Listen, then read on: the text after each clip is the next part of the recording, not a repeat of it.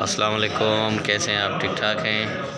آج ہم گئے تھے سوات پر واپسی پر، یہاں پر ایک عمران ہوٹل ہے، وہاں پر ہم کھانے کے لیے اسٹے کیا ہوا ہے، ہمارے دوست ساتھ ہیں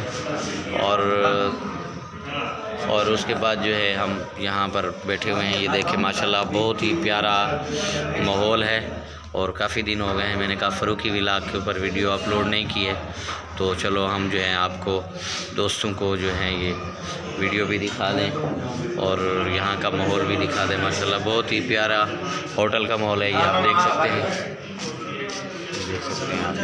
ابھی یہ ہمارا کھانا آ چکا ہے، تو امید کرتا ہوں آپ کو بالکل پسند آئی ہوگی کہ ہماری یہاں کی۔